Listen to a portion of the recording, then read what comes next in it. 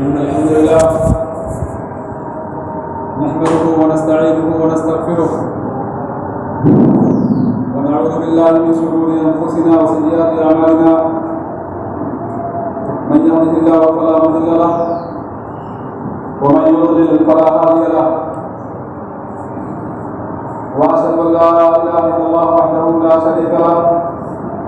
وأشهد أن محمدا عبده ورسوله يا أيها الذين آمنوا اتقوا الله حق تقاته ولا تموتن إلا وأنتم مسلمون يا أيها الناس اتقوا ربكم الذي خلقكم من نفس واحدة وخلق منها زوجها وبث منهما رجالا كثيرا ونساء واتقوا الله الذي تساءلون به والأرحام إن الله كان عليكم رقيبا يا أيها الذين آمنوا اتقوا الله وقولوا قولا سديدا يصلح لكم أعمالكم ويغفر لكم ذنوبكم ومن يطع الله ورسوله فقد فاز فوزا عظيما أما بعد فإن خير الحديث كتاب الله وخير الهدي هدي محمد صلى الله عليه وسلم وشر الأمور محدثاتها وكل محدثة بدعة وكل بدعة ضلالة وكل ضلالة في النار. أعوذ بالله من الشيطان الرجيم من همزه ونفخه ونفخه. بسم الله الرحمن الرحيم. إن عدة الشهور عند الله 12 شهرا في كتاب الله يوم خلق السماوات والأرض منها أربعة حرم. وقال النبي صلى الله عليه وسلم عن أبي بكر رضي الله عنه النبي صلى الله عليه وسلم أنه قال السنة 12 شهرا منها 4 حرم 3 متواليات ذو القعدة وذو الحجة ومحرم ورجب مضر الذي بين جمادى وشعبان متفق علیہ. حضرت جمعہ آپ کے سامنے سورہ توبہ کی ایک آیت اور بخاری اور مسلم کی وہ حدیث جسے ابو بکر رضی اللہ عنہ نے روایت کی اسے پیش کرنے کی کوشش کی ہے. انشاءاللہ انہیں دلائل کی روشنی میں آپ سے کچھ گفتگو کرنے کی کوشش ہوگی. اسلامی تاریخ کے اعتبار سے ہم جس مہینے سے گزر رہے ہیں وہ اسلامی تاریخ کا پہلا مہینہ ہے جسے محرم الحرام کے نام سے آپ جانتے ہیں. اور حدیث میں اس مہینے کو اللہ کا مہینہ کہا گیا ہے. جیسا کہ ابو ہریرہ رضی اللہ عنہ سے حدیث میں اللہ کے رسول صلی اللہ علیہ وسلم نے ارشاد فرمایا افضل الصیام بعد رمضان شهر اللہ المحرم وافضل الصلاة بعد الفریضہ صلاۃ اللیل. سب سے بہترین روزہ رمضان کے روزوں کے بعد محرم کا روزہ ہے اور سب سے بہترین نماز فرض نماز کے بعد قیام اللیل کی نماز ہے, رات کی نماز ہے جسے آپ تہجد کے نام سے, قیام اللیل کے نام سے, قیام رمضان کے نام سے جانتے ہیں. تو فرض نمازوں کے بعد یہ نماز سب سے بہترین نماز ہے. اس حدیث میں اللہ کے رسول صلی اللہ علیہ وسلم نے محرم کو اللہ کا مہینہ بتایا ہے. آپ نے ارشاد فرمایا افضل الصیام بعد رمضان شهر اللہ محرم. سب سے بہترین روزہ رمضان کے روزوں کے بعد اللہ کے مہینے محرم کا روزہ ہے. تو یہ مہینہ اللہ کا مہینہ کہا گیا ہے. یہ مہینہ بڑی آمد کا حامل ہے. اور اس مہینے کی اسلام میں بڑی فضیلت ہے، لیکن اسلام میں اس مہینے کی فضیلت کا ہرگز مطلب یہ نہیں کہ یہ مہینہ رمضان سے بہتر ہے یا یہ مہینہ ذوالحجہ سے بہتر ہے۔ سب سے بڑی اور عظیم بات اس مہینے کی یہ ہے کہ اللہ رب العالمین نے سال کو 12 مہینوں میں تقسیم کر دیا اور ان 12 مہینوں میں 4 حرمت کے مہینے بتائے، جیسا کہ سورۃ توبہ کے آخر میں اللہ رب العالمین نے کہا ان عدۃ الشہور عند اللہ 12 شہرا فی کتاب اللہ، اللہ کی کتاب میں سال کے مہینوں کی گنتی 12 ہے، اور یہ گنتی آج کی نہیں ہے یا نبی صلی اللہ علیہ وسلم کی تشریف آوری سے اس کا تعلق نہیں ہے یا اسلام کی آمد سے وہ مربوط نہیں، بلکہ یہ گنتی اور تعداد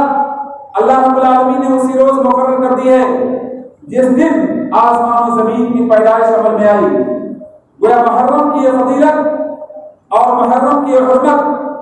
آسمانوں کی زمین کی پیدائش سے مربوط ہے۔ جس دن اللہ رب العالمین نے آسمان و زمین کو پیدا کیا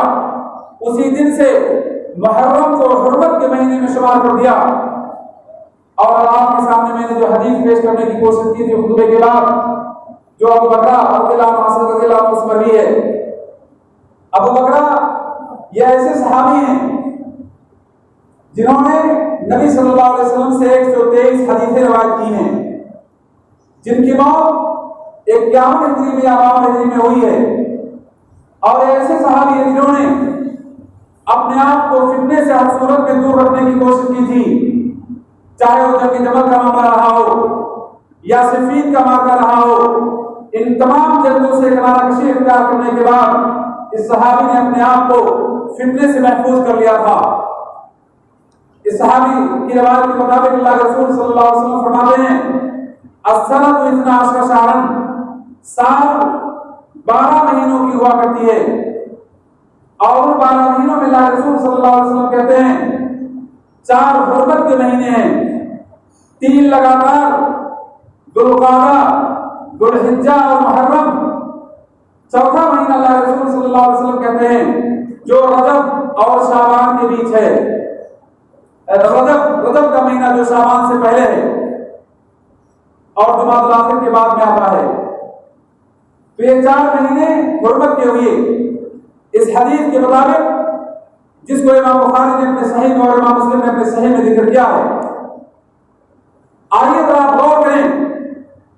کہ جب اس مہینے کی فضیلت اور عظمت آسمانوں اور زمین کی پیدائش کے ساتھ جڑی ہوئی ہے، لہذا اللہ کے رسول صلی اللہ علیہ وسلم کی موت کے بعد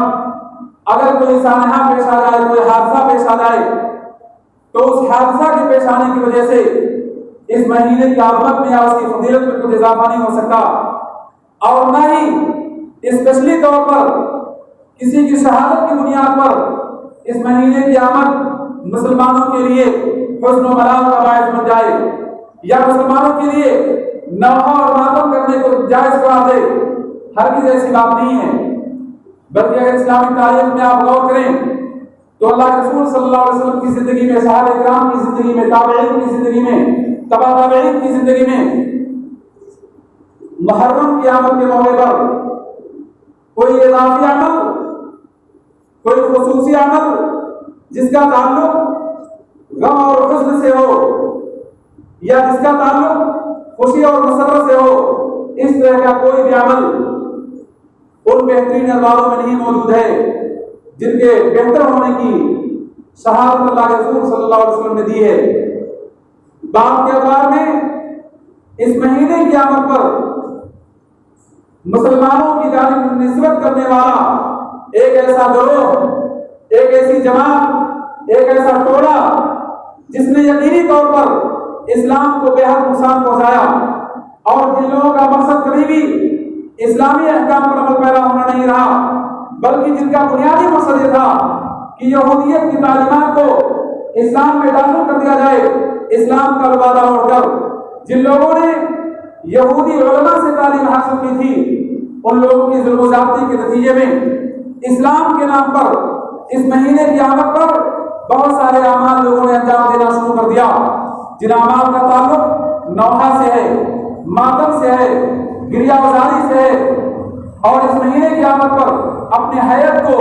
ایسے رنگ میں تبدیل کر دینے سے ہے جو حیات انسان کو انسانیت سے نکال دے۔ بسا اوقات یہ لوگ اپنے چہرے کو پیٹتے ہیں، اپنی پیٹھ کو خونی کر لیتے ہیں، اپنے سینے کو پیٹتے ہوئے اسے زخمی کر لیتے ہیں، اور بسا اوقات گریبان چاک کرنا یہ اسلام کی عظمت کی دلیل سمجھتے ہیں، اور بسا اوقات ایسا جلوس نکالنا، ایسا جشن کا ماحول پیدا کرنا اور حزن و ملال کی ایسی کیفیت کا اظہار جس حزن و ملال میں اپنے آپ کو آگ پر چلاتے ہوئے لوگ آگ محسوس نہیں کرتے۔ افسوس یہ ہے کہ یہ تمام کے تمام اعمال یہ گروہ اسلام کے نام سے انجام دیتا ہے، اور بدقسمتی یہ ہے کہ اگر ان لوگوں نے اس عمل کو انجام دیا تھا جو لوگ قرآن کو مکمل نہیں مانتے، جو لوگ صحابہ کرام کو لعن کرتے ہیں، جن کا عقیدہ اور ایمان یہ ہے کہ جب تک ابو بکر اور عمر رضی اللہ عنہ کو کافر نہ قرار دیا جائے ان کے دل میں تسکین نہیں ہو سکتی ہے۔ اگر ایسے لوگ یہ عمل انجام دیں تو کوئی افسوس اور تعجب کی بات نہیں، لیکن حیرت ان لوگوں پر ہوتی ہے جو لوگ اسلامی تعلیمات کو اپناتے ہوئے نبی صلی اللہ علیہ وسلم سے محبت کا اظہار کرتے ہوئے، اہل بیت سے محبت کا اظہار کرتے ہوئے ایسے اعمال کو انجام دینے کی کوشش کرتے ہیں جن اعمال کا تعلق نہ تو قرآن حدیث سے ہے، نہ نبی صلی اللہ علیہ وسلم سے ہے، نہ اہل بیت سے ہے، اور نہ ان کے سچے متبعین اور وفادار ساتھیوں سے ہے۔ آپ غور کیجیے، اللہ کے رسول صلی اللہ علیہ وسلم کی زندگی میں جس وقت اللہ رب العالمین نے آپ کو مبعوث کیا، عرب کی صورتحال یہ تھی کہ کسی شخص کی موت پر عورتوں میں خصوصی عمل پایا جاتا تھا کہ معاشرے میں چند مخصوص عورتیں تھیں جو کسی شخص کی موت پر اس کے گھر جمع ہونے کے بعد چیخ و پکار کے ساتھ روتی تھی، گریہ وزاری کرتی تھی، اپنے بال کو بکھیر لیا کرتی تھی، کپڑے کی جیب پرواہ نہیں رہتی تھی، اور وہ یہ فخر محسوس کرتی تھی کہ آج کے دن فلاں کی میت پر جتنا رویا گیا ہے کسی اور کی میت پر آج سے پہلے نہیں رویا گیا ہوگا۔ آپ جانتے ہیں بخاری کی روایت کے مطابق جب ایک صحابی کی موت ہوئی تو اہل جامع کا ایک خاتون آئی، انہوں نے کہا کہ میں تمہارے گھر اس لیے آئی ہوں کہ میرے یہاں فلاں شخص کی موت ہوئی تھی اور تمہارے گھر کی خاتون میرے گھر پہنچنے کے بعد بے حساب ہوئی تھی، میں اس کا بدلہ دینے کے لیے، اس کا صلہ دینے کے لیے تمہارے گھر آئی ہوں۔ آج کے دن میں اتنا روں گی کہ تاریخ مجھے یاد رکھے گی۔ ذرا غور کیجیے، یہ جاہلیت کی عادت تھی کہ کسی شخص کا موت ہو جانے پر زارقدار لوگ ہوتے تھے، خصوصاً عورتیں نوحہ کی شکل بناتی تھیں۔ اللہ کے رسول صلی اللہ علیہ وسلم کو جب اس بات کی خبر دی گئی تو اللہ کے رسول صلی اللہ علیہ وسلم نے صاف اعلان کر دیا کہ ہم میں سے اس شخص کا شمار نہیں جو کسی میت پر نوحہ کرے، کسی میت پر آواز سے رونے کی کوشش کرے۔ آپ غور کیجیے، اللہ کے رسول صلی اللہ علیہ وسلم کی حدیث پر جسے بخاری نے تصحیح میں ذکر کیا ہے، لیس منا من لطم القلوب وشق الجیوب ودعا بدعوى الجاہلیہ، ہم میں سے اس شخص کا شمار نہیں جو اپنے چہرے کو نوچے اور پیٹے،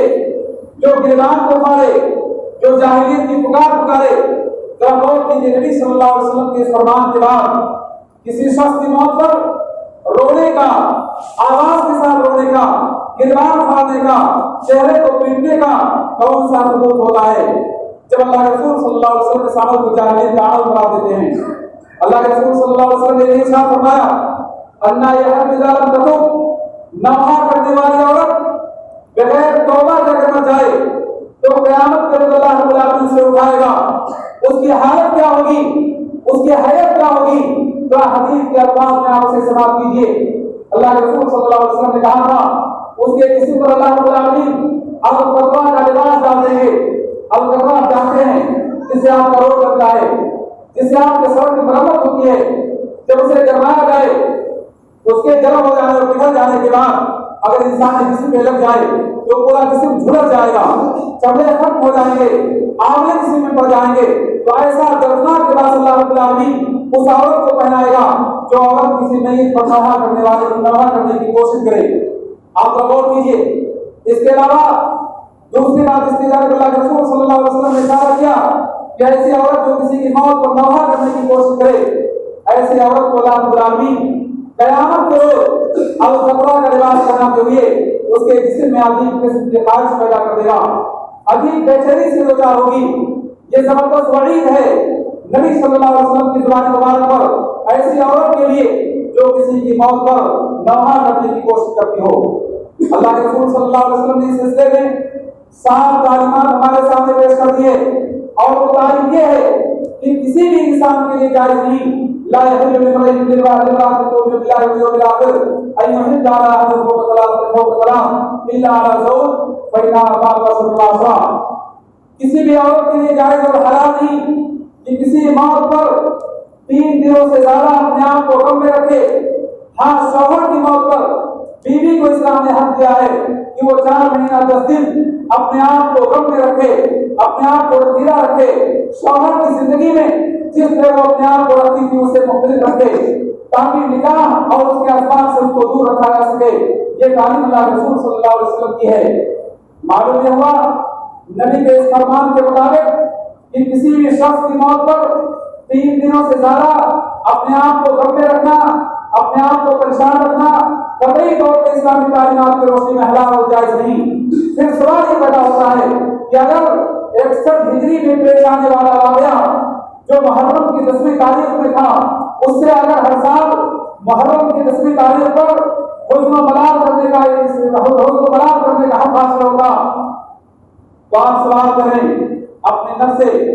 کیا اسلام کی یہ پہلی شہادت ہے؟ کیا اسلام کی سب سے عظیم شہادت ہے؟ یا اس سے پہلے شہادت وجود بھی نہیں آئی؟ یا ان سے عظیم لوگوں نے شہادت کا نام نوش نہیں کیا؟ اگر یہ سوال آپ کریں تو آپ کو جواب ملے گا کہ اللہ کے رسول صلی اللہ علیہ وسلم کی زندگی میں بہت سارے صحابہ کرام کو شہید کر دیا گیا تھا، بلکہ وہ کمال تھا جس میں نبی صلی اللہ علیہ وسلم کے چچا کی شہادت عظیم سانحہ تھا، تاریخ کا سب سے بڑا حادثہ تھا، اور اسی شہادت کو اللہ کے رسول صلی اللہ علیہ وسلم یاد کر کے بسا اوقات آپ کیا ہیں آپ دیدہ ہو جایا کرتی تھی۔ لیکن سوال پیدا ہوتا ہے کہ وحد کی جنگ جو 3 ہجری میں پیش آئی شوال کے مہینے میں، آخر کیوں کر مسلمان حمزہ کی شہادت کی یادگار کے موقع پر شوال کے مہینے میں نوحہ عبادت نہیں کرتے؟ پھر اس کے بعد آپ آگے بڑھیے، اگر اسلامی عقیدے کے اعتبار سے سوچا جائے، قرآن و حدیث کی روشنی میں غور کیا جائے، تو آپ کو بات معلوم ہوگی کہ نبی صلی اللہ علیہ وسلم کے بعد سب سے عظیم شخصیت، سب سے معتبر بات اور سب سے برگزیدہ شخصیت ابوبکر صدیق رضی اللہ عنہ کی ہے، اور ان کے بعد پھر عمر بن الخطاب رضی اللہ عنہ کی شخصیت ہے، ان کے بعد پھر عثمان بن عفان کی شخصیت ہے، پھر علی بن ابی طالب کی شخصیت ہے۔ اہل سنت و جماعت کا اس بات پر اتفاق ہے کہ یہ چاروں خلفاء اپنی ترتیب کے ساتھ امت کے معتبر ترین لوگ ہیں، نبی صلی اللہ علیہ وسلم کے بعد سب سے بڑا رتبہ اور درجے پر فائز ہیں۔ اس کے باوجود 3 خلفاء راشدین کو شہادت کا نام نوش کرنا پڑا۔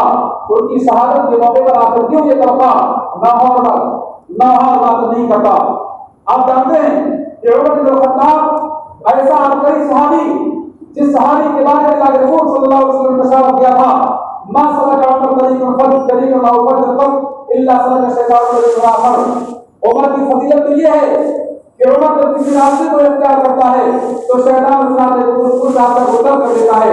یہ عظیم فضیلت عمر بن الخطاب کو حاصل ہوئی، اور اسی عظیم صحابی کو فیروز غنوری نامی شخص نے شہید کر دیا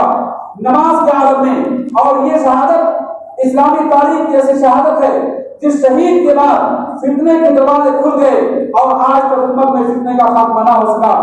تو اگر شہادت پہ غور کیا جائے تو عمر بن الخطاب کی شہادت تاریخ کی عظیم ترین شہادت ہے، کیونکہ نبی نے اس بات کا بڑا اعلان کر دیا تھا کہ عمر فتنوں کے لیے عظیم دروازہ ہیں، اور یہ دروازہ توڑ دیا جائے گا، پھر دوبارہ یہ دروازہ بند نہیں ہوگا۔ اگر ان دلائل کی روشنی میں غور کیا جائے تو عمر بن الخطاب کی شہادت اسلامی تاریخ کی سب سے عظیم شہادت ہے۔ لیکن حیرت کے ساتھ شاید آپ کے لیے بات نہیں ہو کہ آپ کے بعد جان لیں کہ عمر بن الخطاب کی شہادت پر رافضہ کا گروہ، شیعوں کی جماعت امامیہ اور اثنا عشریہ جو شیعوں کا بدترین طبقہ ہے، ان تمام طبقہ کے لوگوں نے عمر بن الخطاب کی شہادت کو جشن کے طور پہ یاد کیا۔ اور جس بدتمیز انسان نے، جس شرپسند انسان نے خلیفہ راشد عمر بن الخطاب کو قتل کیا تھا، اسے رافضہ نے عظیم لقب سے ملقب کیا اور اس کی تاریخ میں بہترین جشن منانے کا اہتمام کرنے لگے۔ آپ غور کیجیے، یہ رافضہ کی تاریخ ہے۔ جو لوگ قرآن کو نامکمل مانتے ہیں، رافضی مورخ اور رافضی سیرت نگار کلینی نے اپنی کتاب الکافی میں لکھا ہے کہ اللہ کی قسم مسلمانوں کے پاس موجودہ قرآن کے بالمقابل اس سے کئی گنا بڑا قرآن ہم شیعوں کے پاس ہے. اور یہ بھی وہ قسم کے ذریعے کہتا ہے کہ اللہ کی قسم مسلمانوں کے قرآن میں موجود کوئی بھی حرف ہمارے قرآن میں نہیں ہے. یعنی رافضہ کے عقیدے کے مطابق مسلمان جس قرآن کی تلاوت کرتے ہیں وہ ناقص ہے، وہ ادھورا قرآن ہے، وہ نامکمل قرآن ہے. ایسے لوگ جو صحابہ کرام کے کافر ہونے کا عقیدہ رکھتے ہوں، ایسے لوگ جو اللہ رب العالمین کے قرآن کو صاف طور پہ جھٹلاتے ہوں، ایسے لوگوں کے عمل اختیار کر لیے جائیں اور پھر اسلام کا نام دیا جائے. ذرا بتائیے یہ اسلام پسندی ہوگی یا اسلام دشمنی ہوگی؟ میرے بھائی بیان کرنا چاہتا تھا کہ محرم کے مہینے کے آمد پر ناحہ و نادر کرنا، حزن و ملال کا اظہار کرنا، گریبان پھاڑنا، اپنے کپڑے کا حید بگاڑنا، جلسے و جلوس کرنا اور اسی طرح سے تعزیہ جاری کرنا، ڈھول اور تاشے کے ساتھ اس کا احترام کرنا، اس کو مزین کرنا، عورتوں کا بے بہارا ان تازیوں کے سامنے جا کر جھکنا یا ان کے ارد گرد بیٹھنا اور وہاں قرآن پڑھنے کی یا دیگر دعاؤں کو پڑھنے کی کوشش کرنا، یہ تمام کی تمام چیزیں اسلامی تاریخ کا ایسا باب ہیں جو باب شیعوں کے ذریعے کھولا گیا، جس کا آغاز رافضہ کے ذریعے ہوا. کیونکہ رافضہ نے حسن کی یادگار کو، حسین کی شہادت کی یادگار پر ایک مجسمہ بنانے کی کوشش کی، ایک اسٹیچو بنانے کی کوشش کی اور اس کے ارد جمع ہونے کے بعد وہاں نظر و نیاز پیش کیا، وہاں نذرانے چڑھائے اور پھر مخصوص ایام کے بعد اسے اٹھا کر جلوس کے ساتھ اپنے غم کا اظہار کرتے ہوئے جا کر کے نظر آتش کر دیا یا پانی کی نظر کر دیا. یہ عمل اگر آپ غور کریں تو غیر مسلموں کے عمل کے بہت مشابہ ہے. اسلام سے ان چیزوں کا کوئی تعلق نہیں ہے. اسلامی تعلیمات کا مفاد صرف یہ ہے کہ محرم کی آمد ہم مسلمانوں کے لیے ایک نئے سال کا آغاز ہوتا ہے اس آمد کے ذریعے. لیکن اس آمد پر جس طرح عیسائی اور یہودی لوگ نئے سال کی آمد پر جشن و چراغاں کرتے ہیں، جشن کا ماحول کرتے ہیں، مبارکبادیاں پیش کرتے ہیں اور نئے سال کو خوش آمدید کہتے ہیں، یہ تمام کی تمام چیزیں اسلامی تعلیمات کے اعتبار سے ثابت اور سچ نہیں ہیں. لہذا ہماری تاریخ کا ایک مہینہ ہے، اس مہینے کے ذریعے ہماری اسلامی تاریخ کا آغاز ہوتا ہے. اس سے زیادہ اس کی کوئی فضیلت اور حیثیت نہیں ہے. سب سے بڑی فضیلت قرآن آیت کی روشنی میں یہ حرمت کا مہینہ ہے اور اس کی فضیلت کے اظہار کے طور پر اللہ کے رسول صلی اللہ علیہ وسلم نے مسلمانوں کو روزہ رکھنے کا حکم دیا ہے. آپ جانتے ہیں اللہ کے رسول صلی اللہ علیہ وسلم کے بارے میں ابو ہریرہ رضی اللہ عنہ سے مروی حدیث میں ہے اور عائشہ رضی اللہ عنہ سے مروی حدیث میں ہے کہ مشرکین مکہ محرم کے مہینے میں روزہ رکھتے تھے. عاشورہ کے روزہ کا حکم ان کے ہر رواج تھا. جب اللہ کے رسول صلی اللہ علیہ وسلم مدینہ آئے تو مدینے میں یہودیوں کو بھی عاشورہ کا روزہ رکھتے ہوئے پایا. ابن عباس کی روایت کے مطابق اللہ کے رسول صلی اللہ علیہ وسلم جب مدینہ پہنچے تو وہاں کے یہودی عاشورہ کا روزہ رکھتے تھے. آپ غور کیجیے، حدیث کے الفاظ ہیں فصام النبی صلی اللہ علیہ وسلم وعمر بسیابی، نبی نے عاشورہ کا روزہ رکھا اور مسلمانوں کو عاشورہ کے روزہ رکھنے کا حکم دے دیا. فلما افترض رمضان فقال النبي صلى الله عليه وسلم من شاء منكم ان يصوم فليصوم ومن شاء ان يترك فليترك. رمضان کا روزہ فرض قرار دیا گیا تو آپ نے اعلان کر دیا جو شخص محرم کا روزہ رکھنا چاہے اسے اختیار دیا جائے گا اور جو اس روزے کو ترک کرنا چاہے اسے ترک کر سکتا ہے. صحیح مسلم ابن عباس مروی ایک اور حدیث میں ہے کہ اللہ کے رسول صلی اللہ علیہ وسلم سے پوچھا گیا کہ یہ عاشورہ کیا ہے تو اللہ کے رسول صلی اللہ علیہ وسلم نے کہا تھا ہذا یوم صالح، ایک صالح دن ہے، ایک بہترین دن ہے. اور اس دن کی آمد اور فضیلت کے بارے میں یہودیوں سے آپ نے سوال کیا کہ تم لوگ کیوں عاشورہ کے دن کا روزہ رکھتے ہو؟ تم لوگوں نے جواب دیا تھا هذا يوم نجى الله فيه بني اسرائيل من فرعون وظلمه فصامه موسى نحن نصومه. یہ ایسا دن ہے جس میں اللہ رب العالمین نے بنو اسرائیل کو فرعون سے نجات دیا تھا اور فرعون سے بنو اسرائیل کی نجات کے نتیجے میں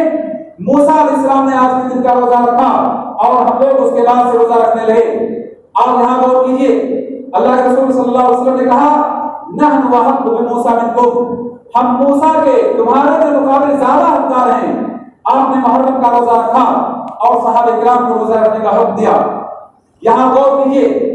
मिक़दाद रज़ियल्लाहु अन्हु से मरवी एक हदीस में अल्लाह के रसूल सल्लल्लाहु अलैहि वसल्लम के बारे में वो बयान करते हैं कि अल्लाह के रसूल सल्लल्लाहु अलैहि वसल्लम आशूरा के अलावा किसी और दिन को फजीलत के लिए तलाश नहीं किया करते थे ताकि आप उसमें रोजा रखें। आप गौर कीजिए, रमजान के महीने के बाद पूरे साल के दिनों में नबी सल्लल्लाहु अलैहि वसल्लम आशूरा के दिन को तलाशते थे ताकि उस दिन रोजा रखें, उसे शुमार करते थे। और इसी तरह अल्लाह के रसूल सल्लल्लाहु अलैहि वसल्लम के बारे में इब्न अब्बास की रिवायत में ये अल्फाज वारिद हुए हैं कि अल्लाह के रसूल सल्लल्लाहु अलैहि वसल्लम ने कहा, सौम यौम अरफा तुकफ्फिरु वसनतु लती क़ब्लहु वसनतु लती बअदहु। अरफा के एक दिन का रोजा एक साल गुज़िश्ता और एक साल आइंदा गुनाहों का कफारा है। वो सौम आशूरा अहतसिबु अल्लाह तुकफ्फिरु सनत लती क़ब्लहु। लेकिन आशूरा के एक दिन का रोजा मुझे अल्लाह की तरफ से यकीन है कि एक साल गुज़िश्ता गुनाहों का कफारा होगा।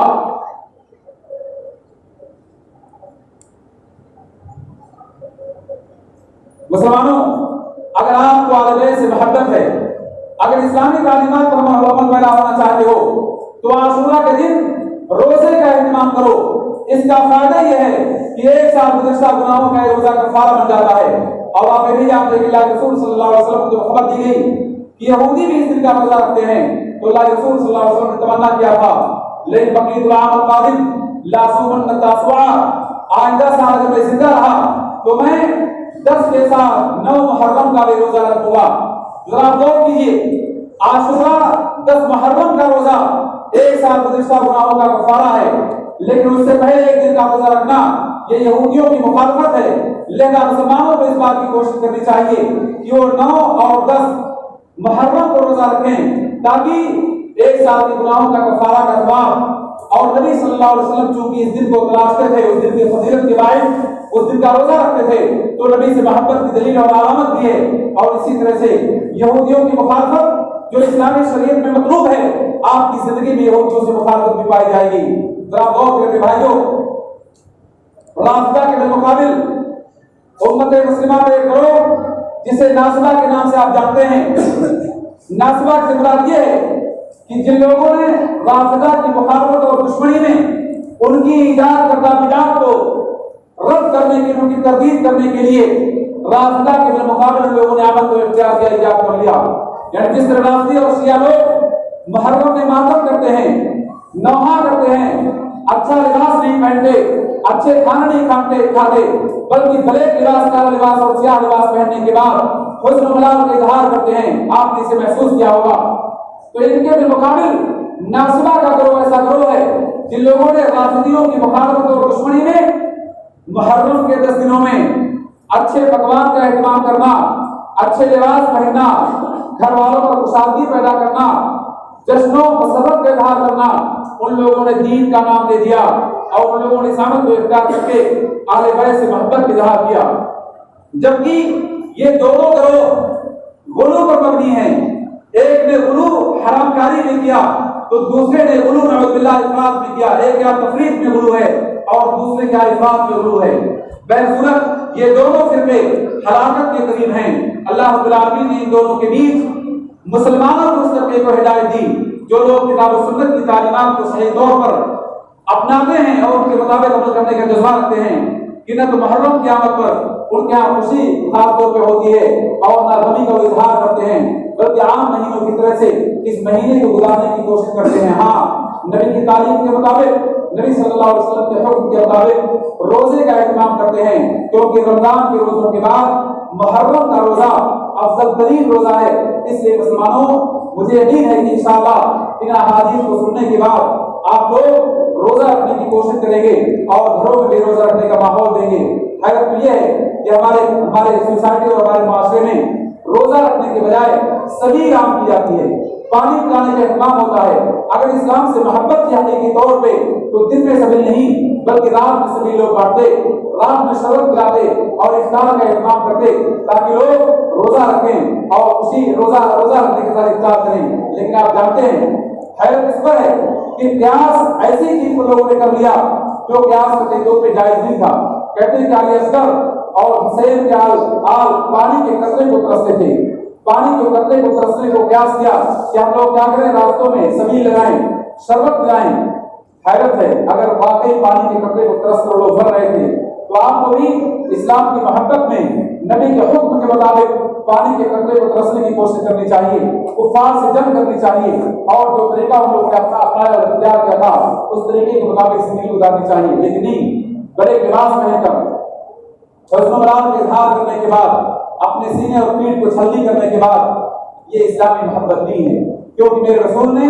اس جسم کی حفاظت کرنے کا ہمیں حکم دیا ہے۔ یہ جسم اللہ رب العالمین کا عطیہ ہے، یہ صحت بڑی عظیم نعمت ہے، اور اس صحت کے بارے میں اللہ کے رسول صلی اللہ علیہ وسلم نے ارشاد فرمایا کہ اعمال میں عبادت میں سب سے پہلے قیامت کے روز نماز کے بارے میں سوال ہوگا، اور نعمتوں کے بارے میں سب سے پہلے جو سوال ہوگا اس صحت کا سوال ہوگا، عافیت کا سوال ہوگا۔ لہذا اس جسم کو چھلنی کرنا، خون کر دینا، لہو لہان کر دینا، یہ تمام کی تمام باتیں میرے بھائیوں اسلامی شریعت کا حصہ نہیں ہے، بلکہ اسلامی شریعت سے دشمنی کا نتیجہ ہے۔ لہذا ہمیں چاہیے کہ ہم ان باتوں کو نبی صلی اللہ علیہ وسلم کے فرمان کی روشنی میں سمجھنے کی اور اس کے مطابق عمل کرنے کی کوشش کریں۔ اقول قولی ھذا واستغفر اللہ لي ولكم فاستغفروه انه هو الغفور الرحيم۔ عباد الله قوموا للصلاة۔